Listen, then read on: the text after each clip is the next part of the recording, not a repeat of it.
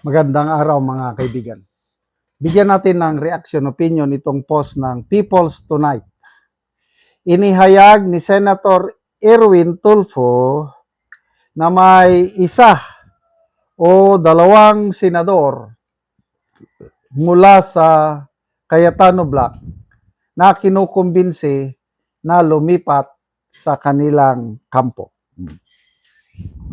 Yan ang exact word niya is di ganito. Lumipat ka na kasi, ayaw mo naman na nakatingga ka lang dyan, nakaupo, nahihiya ka na rin. So, sumama ka na rin sa amin. So, sino ba yung pinagsabihan niya ngayon? Sa 10 senador na lang na naiwan dyan sa Cayetano Black, except kay Bato and Jinggoy dahil wala naman sila dyan. Ang maraming nagsasabi na baka itong si Senator Joel Villanueva, kung sakali ang posibleng lumipat. Kailang ako, nagdarasal ako, sa totoo lang. Nagdarasal ako ng guidance kay Senator Villanueva mula sa Panginoon. Kasi, he's a Christian, God-fearing man, di ba? Ang amahan niya, founder ng Jesus is Lord, worldwide movement na yan. May takot sa Diyos. Nung nasa party list, congressman pa siya, sibak. Ang kanilang sibak is anti-corruption yan. Nagtataka nga ako, bakit anti-corruption yung advocacy nila sa party list, naakusahan siya sa corruption. Anyway, ano lang ito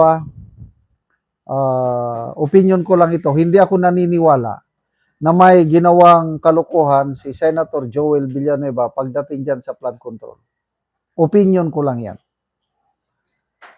Kaya sana, dahil siya ang isang tinatakot Tatlo sila dati.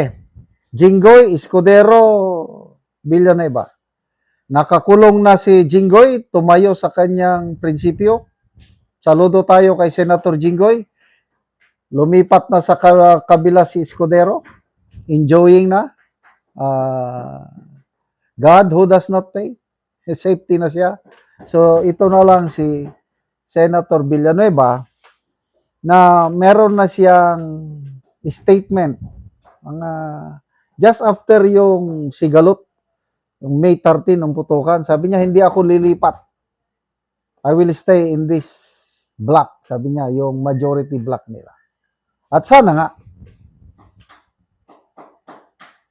Kasi maliban sa kanya, wala na akong nakikitang posibleng lumipat yung 5 Duterte block, never yan. Bato, Go, Padilla, Marcoleta, and Aimee. Never na lilipat yan. Yung magkapatid na Cayetano, never din yan. Ito. Magkapatid na Villar, never yan. Palaban ng mga yan. Sabi nga ni Senator Camille Villar, kung mayroon pang kakalas sa grupo, masahol pa siya sa hudas. And I mean, sa nakita ko, she means business. May post lang akong nabasa, may kumausap daw sa tatay nila. Sabi daw ng tatay, see you in court. Yes! Takutin mo ang mga bilyar. Kaya nilang lumaban ang mga bilyar. Pang-10 si Ligarda. Hindi na rin, lilipat yan si Ligarda. Nandyan na yan. Kaya nga, pinaglalaban niya yung kanyang pagiging speaker pro tempore.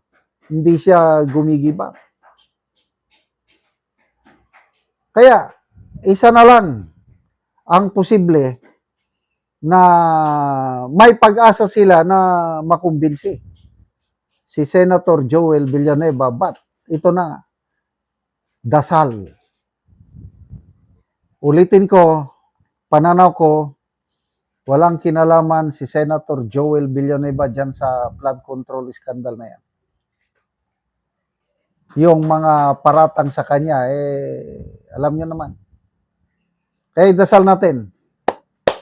Ang Diyos ang magbigay sa kanya ng espiritu katulad ni Senator Jinggoy.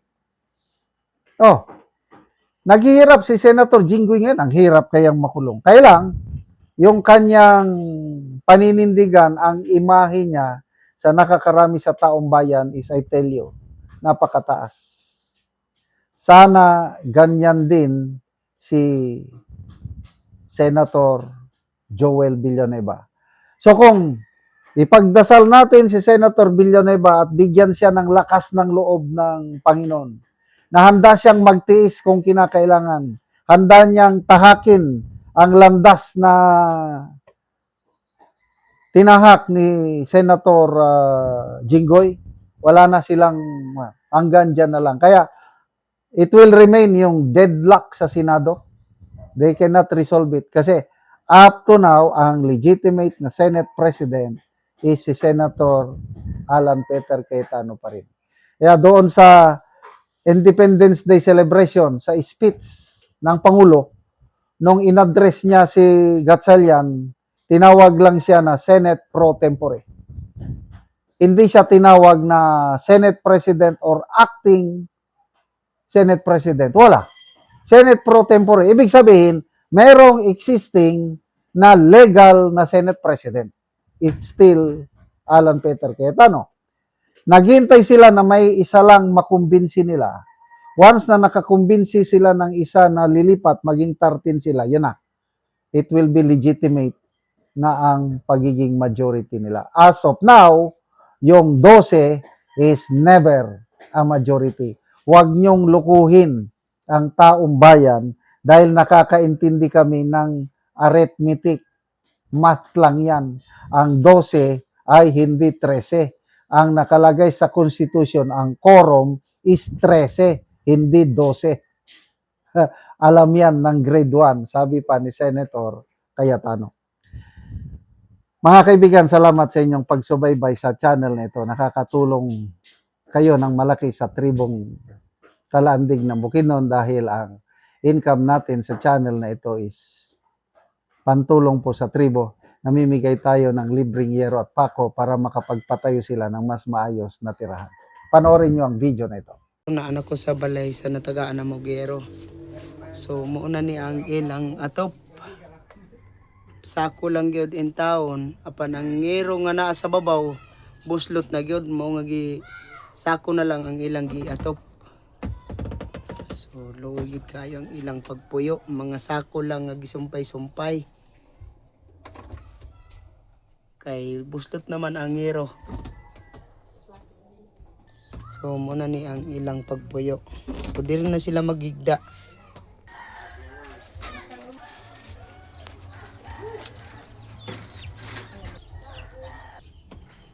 O karon te pila na ni katuig ang inyong balay nga sako lang gyud in taon ang gipang butang kay ang inyong ngero buslot na. Lima na gid mi diri aka kuan tuig sa kuan mo ang payag nga. So kuan gyud te balisod gyud kay Kayo kay kuan. Ang gid ni tanan sa sako na lang gid ang among gi kuan tapak. sako na lang ang inyong gitapa kay tulo na gyud tanan. Oo, so ang inyong atop nga yero te pila na nga ni katuig? Lima na kato. 5 na katuig, so mga buslot na tanan. Oo. Ang abuhan manggani namo di na namo gakakuanan kay tulog na jud. Bisan ang inyong abuhan. So kung example tay magulan nga gabi asa man mo magigda diri lang gyapon sa inyong sala gyapon. O diri aram. So maulan na nagyud mo. Ulan na gid ni kung kuan gaulan. So unsay trabaho dayto sa imong bana? Mag-uumara. Mag-uumara. Oo, so sa lima na sukad sa 5 na katuig te wala gyud mo nakapalit og yero nga inyong ika-atop. Wala jud. kay kuan perminti baya kuan lisod kaayo ang mag-uuma kung wala kay financing. Lisod kaayo. Nagpasalamat ko sa kuan unang-una sa kuan Ginoo. Isa siya sa kuan naghatag og talangin nga matagaan mi og kuan.